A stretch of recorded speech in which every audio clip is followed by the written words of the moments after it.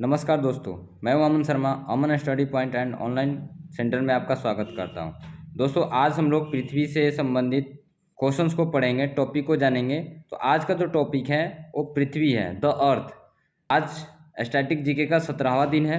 पृथ्वी के बारे में जानेंगे। तो चलिए शुरू करते हैं।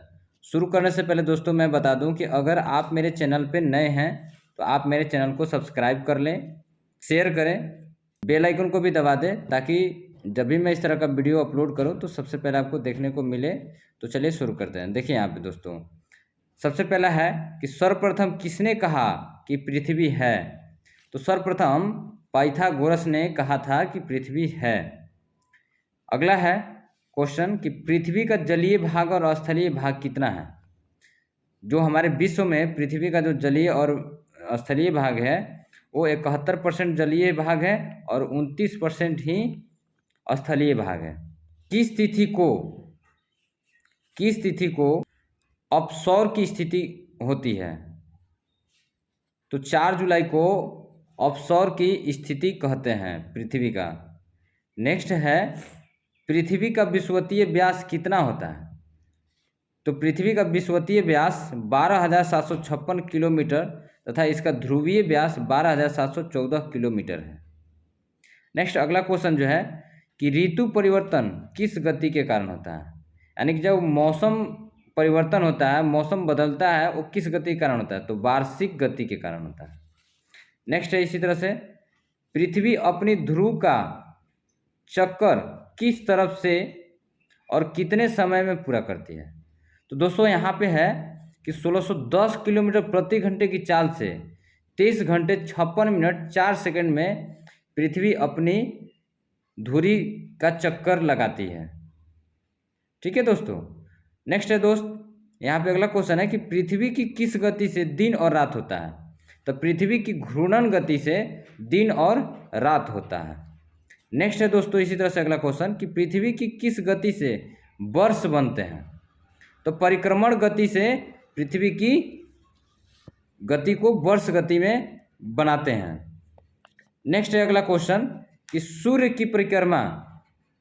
देखिए दोस्तों यहाँ पे जो 9 क्वेश्चन है वो कह रहा है कि सूर्य की परिक्रमा करने में पृथ्वी को कितना समय लगता है।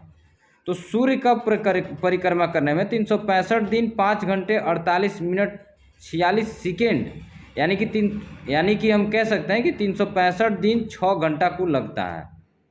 यानी कि सिंपल बात है कि जो सूर्य है वो सूर्य की परिक्रमा करने में पृथ्वी को कितना समय लगता है। यानी कि जो पृथ्वी है वो अगर मान के चलिए कि यहाँ पे सन है तो ये सन को सूर्य को चारों तरफ पृथ्वी को गति करने में, ठीक है, परिक्रमा करने में कितना समय लगता है।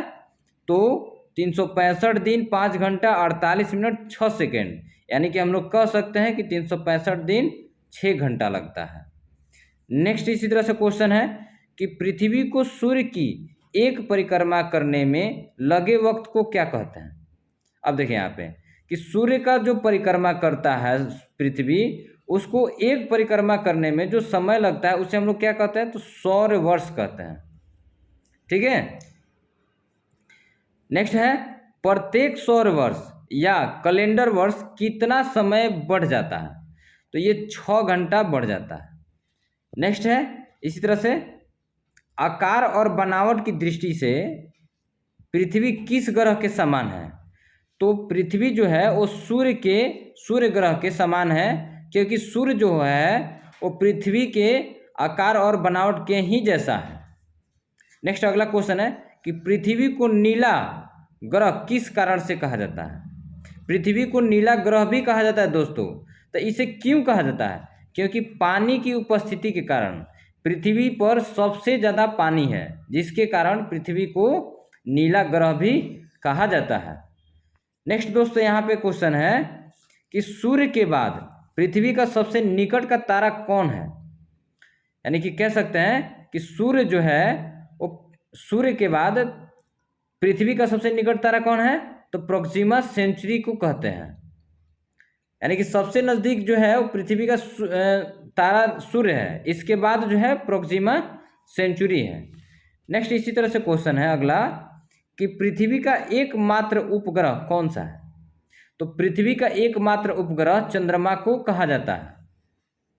ठीक है दोस्तों। अगला क्वेश्चन है कि चंद्रमा की सतह और उसकी आंतरिक स्थिति का अध्ययन करने वाला विज्ञान क्या कहलाता है? यानी कि हम लोग कह सकते हैं कि जो चंद्रमा के बारे में स्टडी करते हैं, चंद्रमा के बारे में जो हम लोग जानते हैं, उनको अध्ययन करने के लिए एक विज्ञान, एक सिस्टम का यूज होता है। तो उस सिस्टम को क्या कहते हैं? तो सेलेनोलॉजी कहते हैं, सेलेनोलॉजी। ठीक है दोस्तों। नेक्स्ट है, चंद्रमा पर धूल के मैदान को क्या कहते हैं? तो चंद्रमा पर धूल के मैदान को शांति सागर कहते हैं। नेक्स्ट, इसी तरह से अगला क्वेश्चन है कि जीवाश्म ग्रह किसे कहा जाता है? तो जीवाश्म ग्रह चंद्रमा को कहा जाता है। ठीक है दोस्तों। इसी तरह से अगला क्वेश्चन जो है वो है कि चंद्रमा किसकी रोशनी से चमकता है? चंद्रमा जो है किसकी रोशनी से चमकता है? दोस्तों, रात में जो चंद्रमा है वो काफ़ी प्रकाशमान होता है, प्रकाश देता है। तो ये किसके कारण होता है? क्यों? ये सूर्य के कारण होता है। सूर्य के रोशनी से चंद्रमा चमकता है। नेक्स्ट, इसी तरह से अगला दोस्त क्वेश्चन है कि समुद्र में उठने वाले ज्वार भाटे की वजह क्या होता है? जो समुद्र में जो ज्वार भाटे उठते हैं वो उसका वजह क्या होता है, कारण क्या होता है? तो यहाँ पे कारण को बताया गया है कि अपेक्षित सौर एवं चंद्रमा की शक्तियों का अनुपात 11:5 होता है, जिसके कारण समुद्र में ज्वार भाटे की उठते हैं। नेक्स्ट है दोस्तों क्वेश्चन, चंद्रमा पर पाए जाने वाले चट्टानों में किस धातु की मात्रा सबसे अधिक है? तो चंद्रमा पर सबसे ज़्यादा टाइटेनियम पाया जाता है। ठीक है दोस्तों। नेक्स्ट है इसी तरह से कि पृथ्वी से चंद्रमा का कितना प्रतिशत भाग दिखाई देता है? पृथ्वी से चंद्रमा का कितना प्रतिशत भाग दिखाई देता है? दोस्तों, समझना है क्वेश्चन को कि पृथ्वी से अगर हम चंद्रमा को देखते हैं तो हम चंद्रमा का कितना भाग देखते हैं? तो केवल चंद्रमा का 57% ही पृथ्वी से हम देखते हैं। ठीक है दोस्तों। अगला क्वेश्चन है कि चंद्रमा धरती की परिक्रमा एवं घूर्णन कितने दिनों में करता है? जो चंद्रमा है वो पृथ्वी की परिक्रमा एवं घूर्णन कितने दिनों में करता है? तो 27 दिन 8 घंटे में करता है। नेक्स्ट, इसी तरह से अगला क्वेश्चन है कि चंद्रमा का सबसे ऊंचा पर्वत कौन सा है? देखिए दोस्तों, जिस तरह से हमारे पृथ्वी पे ऊंचे पर्वत हैं, उसी तरह से चंद्रमा पर भी ऊंचे पर्वत हैं, जो कि उस पर्वत का नाम लिबनिट्स पर्वत कहा गया है। ठीक है दोस्तों। नेक्स्ट है इसी तरह से क्वेश्चन कि चंद्रमा पर सबसे पहले पहुंचने वाला अंतरिक्ष यात्री कौन थे? दोस्तों, मैंने ये पहले वीडियो में बता चुके हैं कि चंद्रमा पर सबसे पहले पहुंचने वाले अंतरिक्ष यात्री कौन है? तो नील आर्मस्ट्रांग एवं सर एडविन एल्ड्रिन है। नेक्स्ट, इसी तरह से अगला क्वेश्चन है कि चंद्रमा पर कब अंतरिक्ष यात्रियों ने पहुंचने में सफलता पाई थी? तो ये दोस्तों 11 जुलाई 1969 ईस्वी में अमेरिका के नासा द्वारा भेजा गया था चंद्रमा पर अंतरिक्ष यात्रियों को, जो कि उस सफल से वहाँ पर लैंड किए थे। नेक्स्ट दोस्तों, अगला क्वेश्चन है कि चंद्रमा पर पहली बार पहुँचने वाली अंतरिक्ष यात्री किस यान से गए थे? तो दोस्तों, चंद्रमा पर जो सबसे पहले अंतरिक्ष यात्री गए थे वो किस यान से गए थे? तो अपोलो 11 के यान से गए थे वहाँ पे। नेक्स्ट दोस्तों, यहाँ पे क्वेश्चन है चक्र क्या होते हैं? तो फिर से मैं दोहरा देता हूँ दोस्तों कि वैसी काल्पनिक रेखा जो पृथ्वी के प्रकाशित और अप्रकाशित हिस्सों को बांटती है, उसी को हम लोग प्रकाश चक्र कहते हैं। नेक्स्ट है दोस्तों, पृथ्वी की परिभ्रमण की दिशा क्या है? पृथ्वी की परिभ्रमण यानी कि पृथ्वी जो घूमती है वो किधर से किधर की ओर, किस दिशा से किस दिशा की ओर घूमती है? तो दोस्तों, पश्चिम से पूरब की ओर घूमती है, यानी कि इस तरह से घूमती है। ठीक है दोस्तों। नेक्स्ट क्वेश्चन है, जिस कक्षा में पृथ्वी सूर्य की परिक्रमा करती है उसे क्या कहते हैं? दोस्तों, इसे हम लोग दीर्घवृत्तीय गति कहते हैं या दीर्घवृत्तीय कहते हैं, जिसे पृथ्वी सूर्य की परिक्रमा करती है, इस कक्षा को कहता है। नेक्स्ट है एप्साइड रेखा क्या है? दोस्तों, एप्साइड रेखा जो है वो उपसौरिक एवं अपसौरिक को मिलाने वाली काल्पनिक रेखा है, जो सूर्य के केंद्र से गुजरती है, इसे एप्साइड रेखा कहते हैं। फिर से मैं दोहरा देता हूं दोस्तों कि एप्साइड रेखा क्या है, तो उपसौरिक एवं अपसौरिक को मिलाने वाली काल्पनिक रेखा सूर्य के केंद्र से गुजरती है, जिसे हम लोग एप्साइड रेखा कहते हैं। नेक्स्ट दोस्तों क्वेश्चन है कि उपसौरिक क्या होता है। दोस्तों यहाँ पे तो हम लोग जानेंगे उपसौरिक और अपसौरिक। उपसौरिक क्या होता है, तो 3 जनवरी को सूर्य और पृथ्वी के बीच की दूरी कम हो जाती है, जिसे हम लोग उपसौरिक कहते हैं। ठीक है दोस्तों, यहाँ पे समझना है कि 3 जनवरी को सूर्य और पृथ्वी के बीच की दूरी कम हो जाती है, उसी को हम लोग उपसौरिक कहते हैं। नेक्स्ट है दोस्तों अपसौरिक। अपसौरिक क्या होता है, तो अपसौरिक जो होता है वो जुलाई में पृथ्वी सूर्य से कुछ दूरी, अक्षांश क्या है, तो अक्षांश जो होता है तो यह ग्लोब पर पश्चिम से पूरब की ओर खींची गई काल्पनिक रेखा होती है, जिसे हम लोग अंश में प्रदर्शित किया जाता है, उसे हम लोग अक्षांश कहते हैं। फिर से मैं दोहरा देता हूँ कि अक्षांश जो होता है वो ग्लोब पर पश्चिम से पूरब की ओर खींची गई एक काल्पनिक रेखा होती है, जिसे हम लोग अंश में प्रदर्शित करते हैं। नेक्स्ट इसी से दोस्तों क्वेश्चन है कि किस रेखा को शून्य अंश की स्थिति माना जाता है, तो विषुवत रेखा को शून्य अंश की स्थिति को माना जाता है। दोस्तों इस तरह से अगला क्वेश्चन है कि देशांतर क्या होता है। देशांतर रेखा किसे कहते हैं, तो यह ग्लोब पर उत्तर से दक्षिण की ओर खींची जाने वाली काल्पनिक रेखा को हम लोग देशांतर कहते हैं। नेक्स्ट इसी तरह से दोस्तों क्वेश्चन कि किसी स्थान का समय ज्ञात किन रेखाओं के आधार पर किया जाता है, तो देशांतर रेखा के आधार पर स्थान का समय पता किया जाता है। नेक्स्ट है 2 देशांतर रेखाओं के बीच की दूरी को क्या कहते हैं, तो 2 देशांतर रेखाओं के बीच की दूरी को गोरे कहते हैं।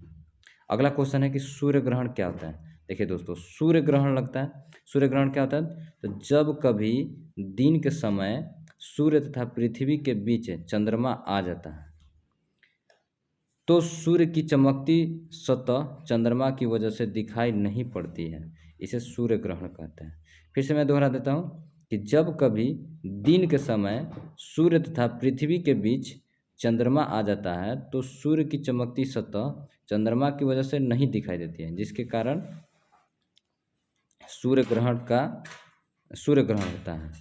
नेक्स्ट है दोस्तों अगला, देखिए यहाँ पे पूर्ण सूर्य ग्रहण।